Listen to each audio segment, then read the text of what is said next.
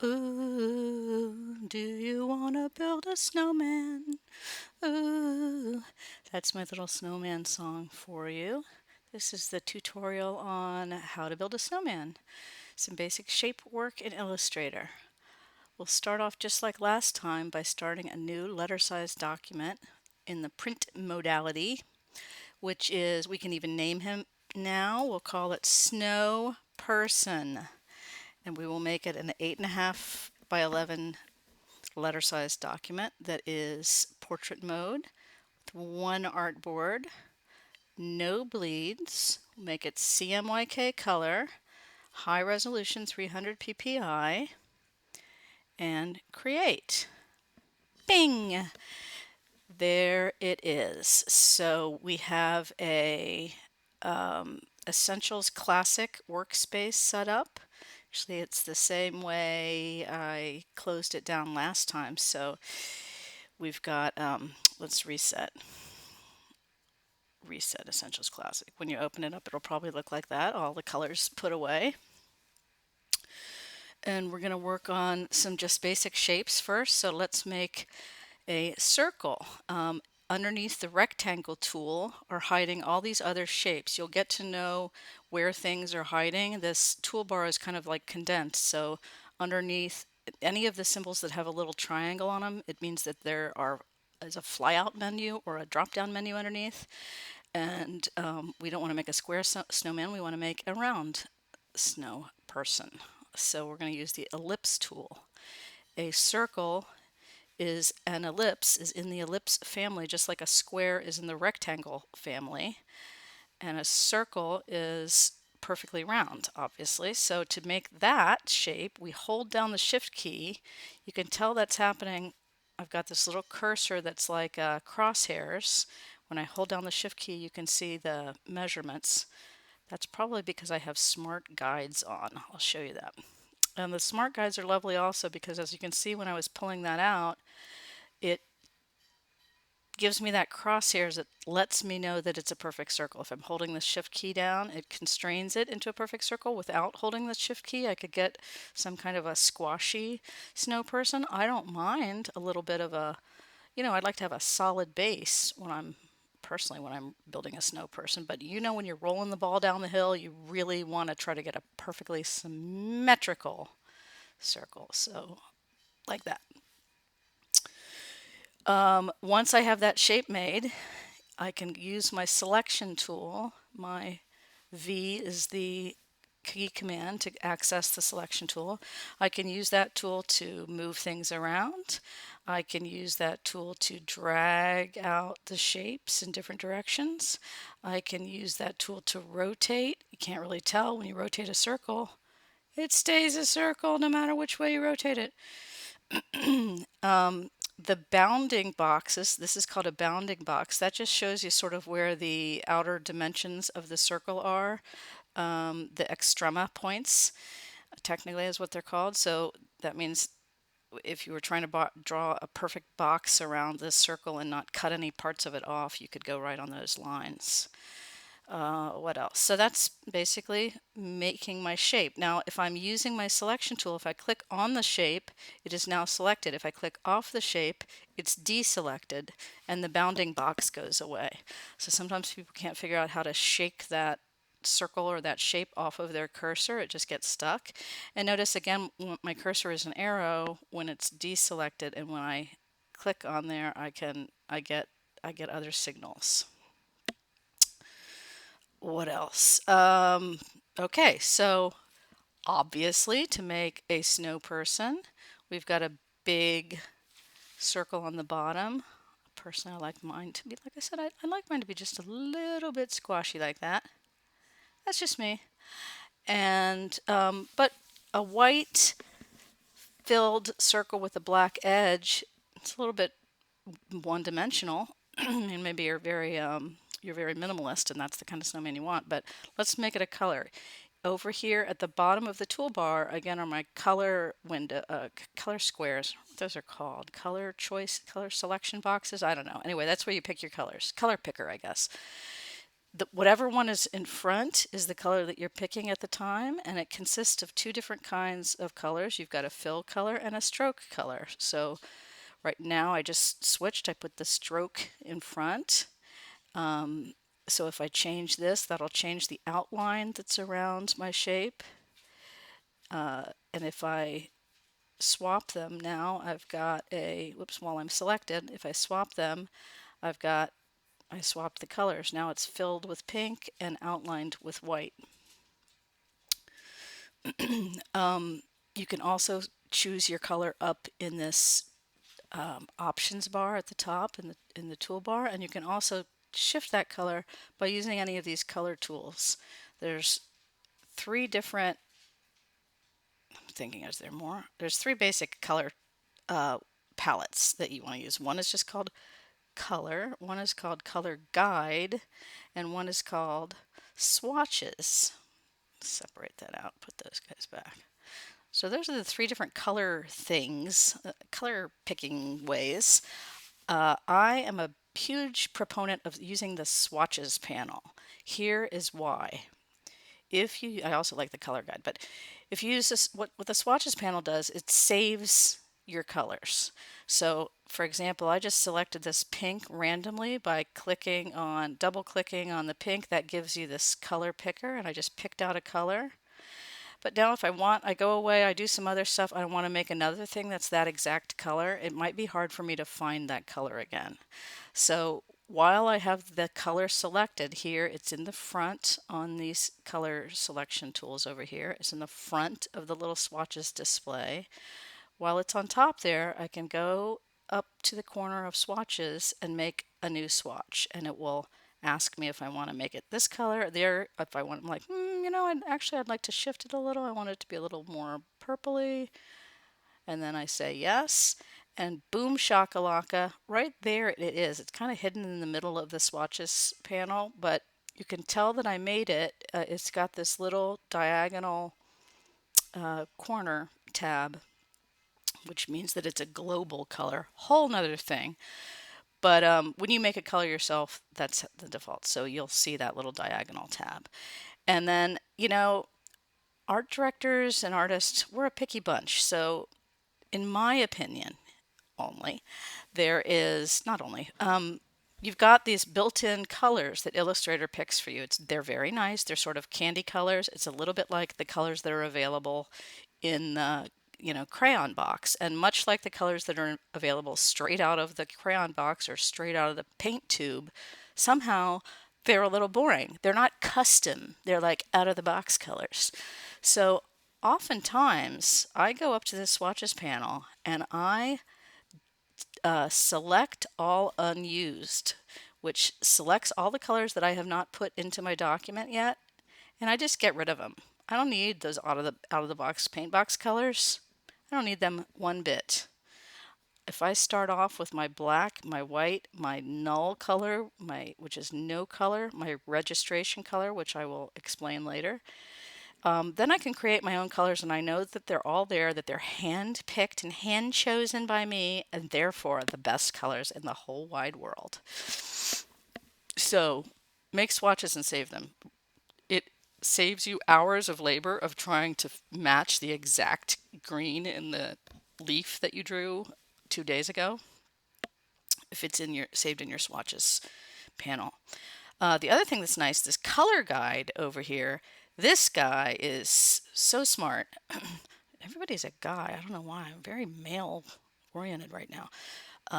Okay, this lady, this color guide, she can do anything. Whatever color I have selected here, she makes all these suggestions. She shows me the shades of the color if it's mixed with other active colors. She shows me tints. I can go up to this little drop down thing and it gives me all these cool color combinations. It gives me, if you remember this from your 2D design class, hopefully you learned about the color wheel and color theory.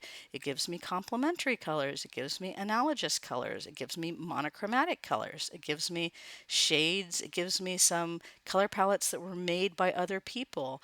Pentagram. These are all different formulas that come from that color wheel circle, and also triads, tetrads, and so they are peculiarly harmonious. I happen to like this right complement group, so I'm going to go ahead and save that whole group. I clicked on it and I'm going to add it to save it colors as swatches. And that puts that whole little group right there. I might not use them, but at least I've got some interesting options. I have seen illustrators in particular that work, in Illustrator that have, no kidding, hundreds of colors in their swatches panel. They get all of their ink. It's like having a great big ink paint palette with all the colors that you've ever mixed.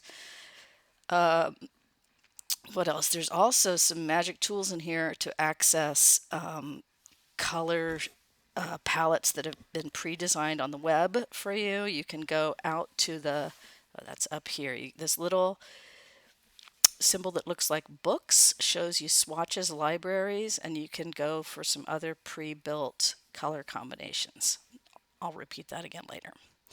Okay, so that's enough about color.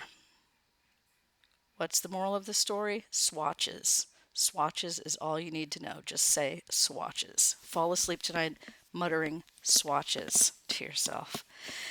Okay, so now I've got my bottom of my magenta snow person, or my sort of dusty rose snow person.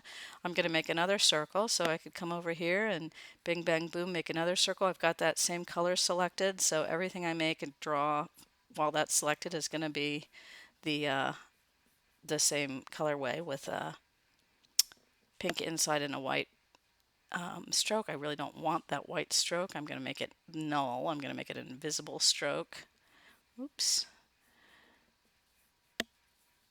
I can do that on that bottom guy too. And then I'll make the head of my snow person. I do want them to have a circular head. Okay, so look, easy peasy. It looks a little bit like one of those dog treat container things. Anywho, I've got my three objects. One thing that you might have noticed while you're making things is that every time you make something new in Illustrator, a shape or a line or anything, Illustrator automatically puts it on top of the other objects that are there. We'll talk about layers later, but you can move things around if you don't want things to be on top. If you're making these different colors or something, you can change the order of the shapes.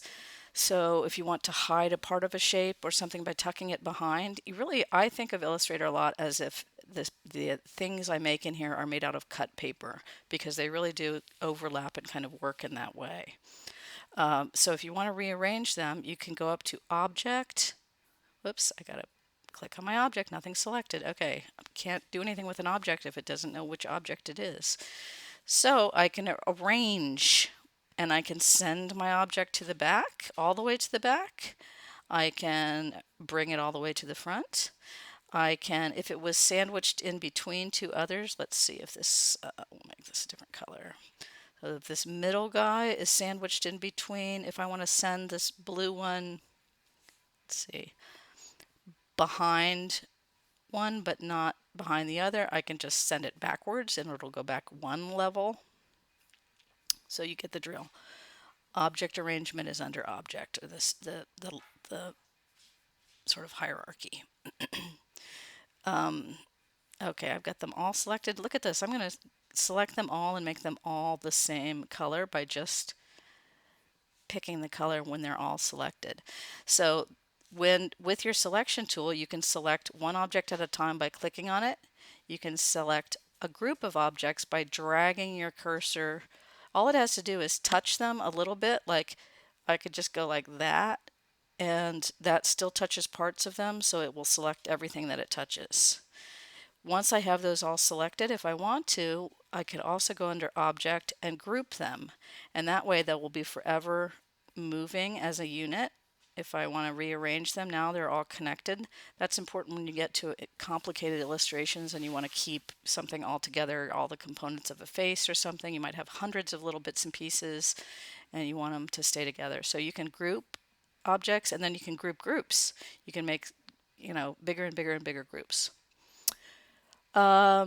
All right, circles, easy peasy. What else does the snow person need? Obviously, a top hat. And obviously, that's made out of rectangles. So we go to our shape tool again.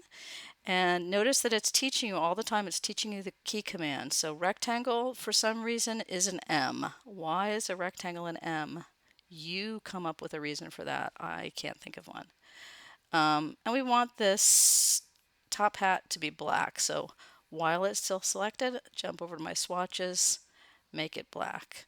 I'm still in my rectangle tool. I can just go ahead and make the top of the top hat. It's automatically black. And if I want to give my top hat a little bit of an extra something something, I can switch to my direct selection tool where I can manipulate the points. And I can just I'm going to make this edge go out a little bit, and I'm going to make this edge go out a little bit. So he's got a little bit of a swing. I mean, they. This is a snow person. So there's my snow person with a hat. Next step, let's make a triangle carrot nose. We go to the rectangle tool again because there's all kinds of shapes in there. And the triangle is going to be made with the polygon tool. With the polygon tool, you can make any sided figure, any many-sided figure you want. I believe the default is a 6-sided figure. That would be a, what is that, hexagon? Yeah. No, 6 is a sectagon, I guess. I don't know. Yeah, no, it's a hexagon. A pentagon is a 5-sided figure. Okay, anyway, triangle has 3 sides. Boom. And I'm not worrying about the radius, how big it is at this moment. I just clicked again and boom, there's a triangle. And you know now if I want to make my triangle a little bit more carroty, I can just grab its little corners with a direct selection tool and pull them. It still has 3 sides, but it's just more of a carrot nose. I guess I'm going to stick with my cuckoo palette and make it sort of an orange carrot. They have blood red carrots. Now I don't want to change its shape anymore, so I'm going to, once again, I'm going to escape back to home. I'm going to go to my direct selection tool. See how it's got the whole thing selected now? I'm going to rotate that bad thing around like that. Drag the carrot nose onto the snow person. Bada bing. All right, now we need some eyeballs for sure. So let's show you a couple crazy things that people like to do. One is I'm going to go ahead and use this hex polygon tool. Click it once. I do want to make a hexagon shaped charcoal. This is a new kind of charcoal. It's hexagon shaped, much better than conventional charcoal. And I'm going to make it filled with a charcoal black, not just a straight up black. Once again, I'm going to use my color picker. So I'm going to double click on the color. I want to go down here in the dark black, but not completely black range. Get a nice charcoal-y, something like that. There's my charcoal color. But you know, charcoal doesn't always stay so perfectly sharp on the edges like that. It often gets kind of rounded off.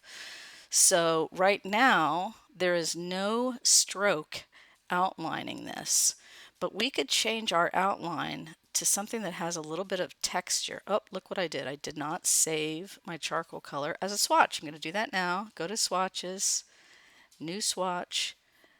There he is. Now he's in that top row, so I can access him again.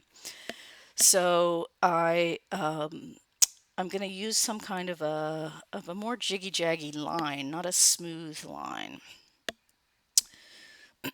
So a couple tools, different ways you can do this. I need my brushes tool, which is not showing right now. I can use the line.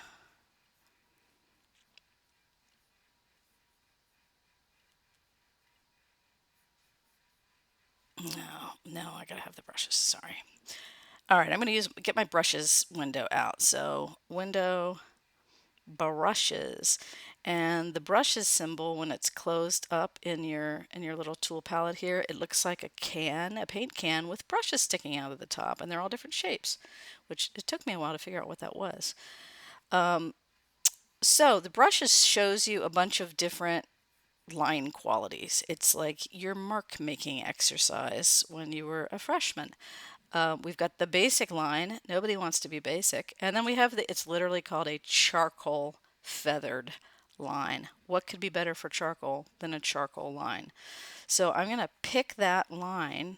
You can see that my line, my stroke palette color indicator thing just indicated that it's filled with the charcoal gray now. And you can also see if we zoom in that there's a little textured quality to it. If I make the inside of the shape white, you'll see it better. So you can see this particular brush stroke it goes from solid and then it kind of tapers off at the end of the brush. It's like it's supposed to be like a gestural charcoal line. If I use my paintbrush tool with this paintbrush selected, what's this color? Where's the paintbrushes went away again. View, brushes. Okay, so I still got this selected. And if I use my paintbrush tool with this, it's very gestural. Boom! And you can see how it trails off. And the speed with which you make the line affects the distance of the jaggies. If you have some of you might be working on a tablet with a pen, and then you can really adjust some of these line qualities. You might already have experience with that in other programs. So it's just the concept is there are multiple kinds of lines under your brushes palette, and even when you use them as a stroke around an object, they give you a little bit of texture. So zoom back out again, our crunchy charcoal eye, I'll scale it down.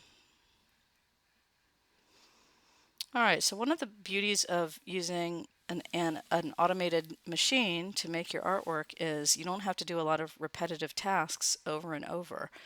There's always a way. If you find yourself doing something, the same thing again and again, Google the directions because there's got to be a way that the computer can take some of the work off of you. So for example, I've got one eyeball. I could go back and do all of those steps that I did to create the eyeball, or I could just copy it.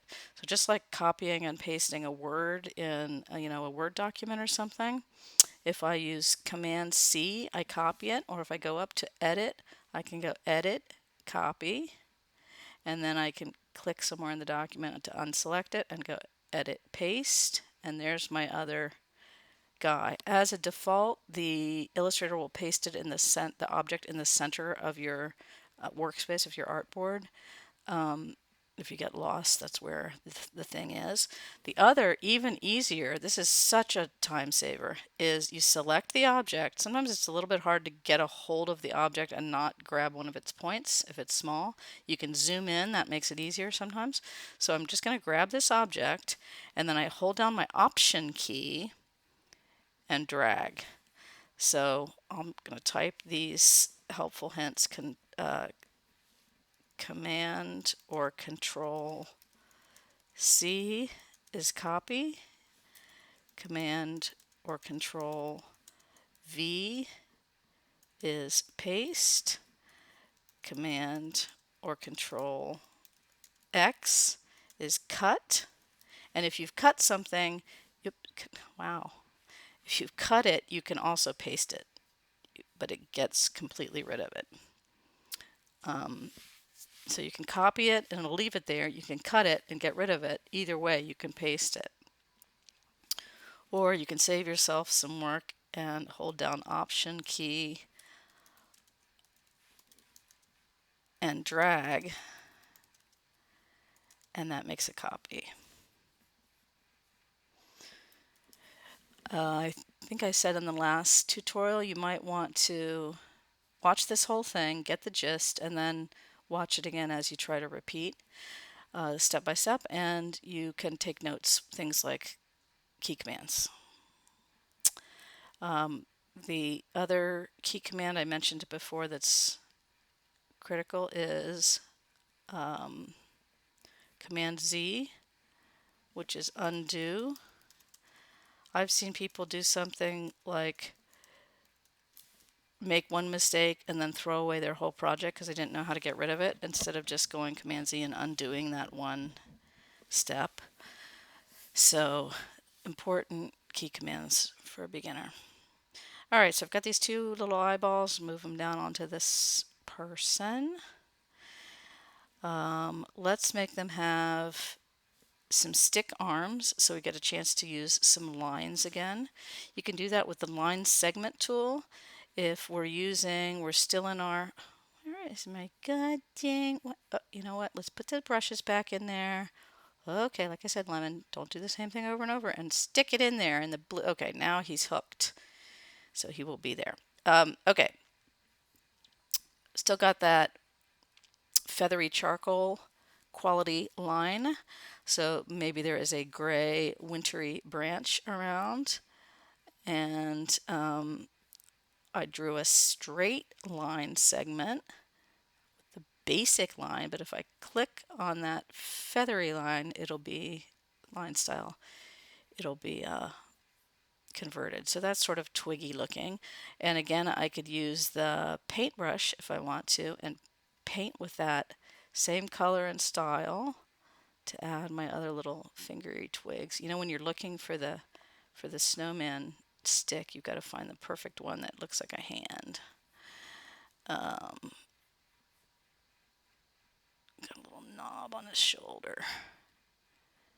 This guy's going like that. He's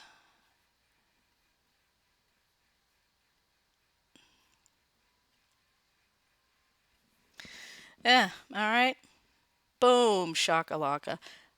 Afterwards, if you decide, I don't really like the charcoal gray, I want to make my wintry stick match the color of the snowman himself.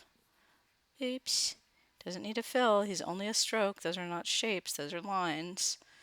So it's got to be a stroke color.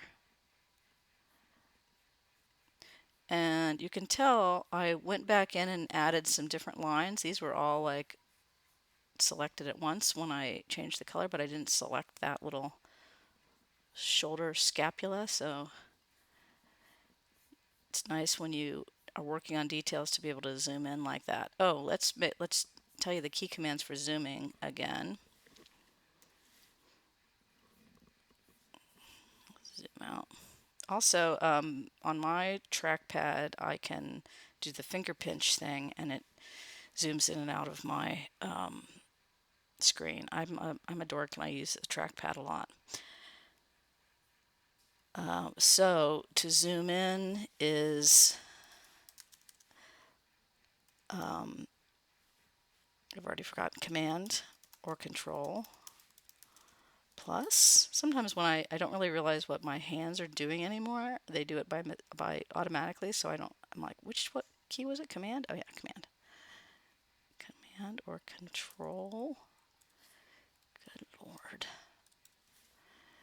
And zoom out is Command minus.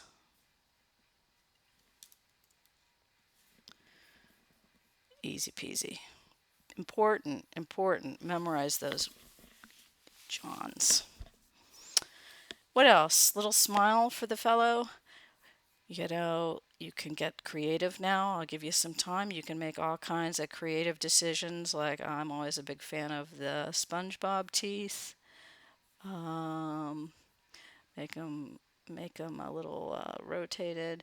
If you're having trouble, also if you're like, oh God, every time I try to make my new shape on top of my old shape, I pick up the shape that's underneath. I don't want that thing. I'm clicking off to deselect. If you want to, you can lock things. So V, remember, takes me as my safety tool.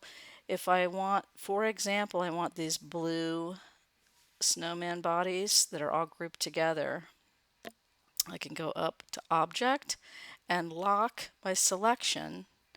And that way, no matter what I do, nothing, if I try to grab him. Can't get a hold of him. So if there's something I love, love, love, and I don't want to mess it up, lock it. Make that baby locked. Lock it in it. So let's make a little smiley mouth with my brush. There's my brushes. They're still here. Got these crazy brushes in there. Just gonna do a little, white mouth. Snowy. Okay. And, your shoe button. Make some red buttons for the person so they can have the nice red on there. And then, you know how buttons have dots inside. So to make this shade like a little darker circle, and then I'm gonna have like a 4. So I'm gonna make that with that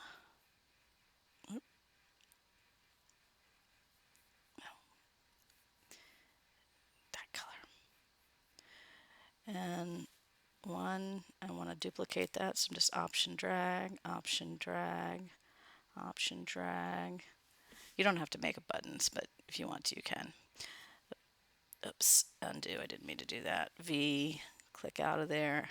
Now because my background is locked, I can drag with my selection tool over that unbelievably good button and group him together. Object group, another good key command, Command G. I'm going to distort the whole thing together a little. Then now that's grouped together, I'm going to option drag the whole group to make 2 more. So it must be a very miniature snowman or very large buttons. Okay, let's put him somewhere. He doesn't want to be just in a whiteout blizzard. We're going to make a sky and some land.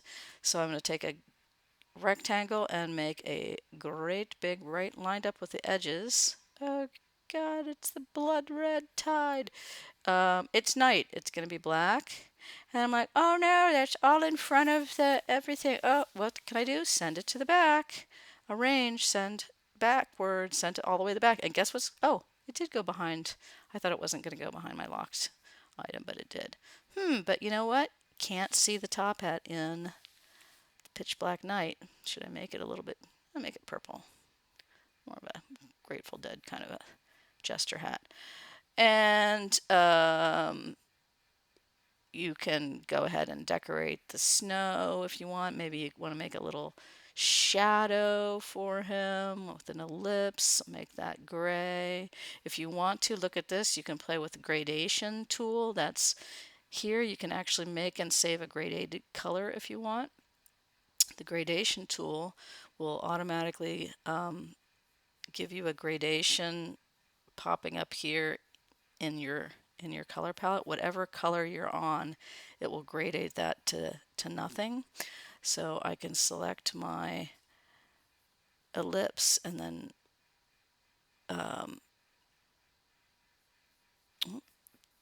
gradate it. Oops, I can drag what? Oh, Lemon, what are you doing? Oh, maybe I have to make it a swatch first. Okay, I'm going to make my gradation into a color swatch. I got confused. I was thinking of the gradation in Photoshop. Oh, God.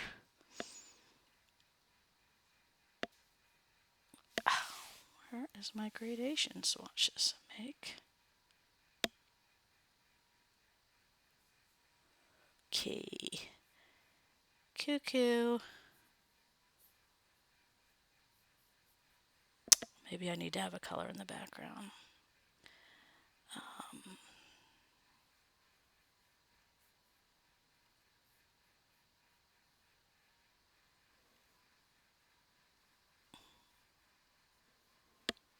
Well, guess what? I'm going to have to just go back and figure that out and show you later. Oh my, okay, this is a very hard shadow. I want to put it behind this blue thing, so I'm just going to send it to the back. Send it backwards. Send it all the way to the back. There's this nice, very hard shadow. X. Like I got to figure out the gradation. I know it. I just forget. Um, yeah, bing, bang, boom. So make yourself a snowman. Once you do the basics and you've got a handle on shapes and lines, then do some playing around and add some extra stuff, and then post that fellow on Padlet. Thanks, and have a nice, warm, and cozy evening. Save. I'm saving my SnowPERSON. Don't forget to do that. And I'm saving him on my desktop. And I'm going to save him as an Illustrator file. To post it to Padlet, you might want to save a copy or save as to give yourself a different non-Illustrator native file. You could save it as an SVG or an EPS and it will post easily to Padlet. I'm going to save it as an SVG to make him easier to post. Okay, now I'm ready to say goodbye. Bye.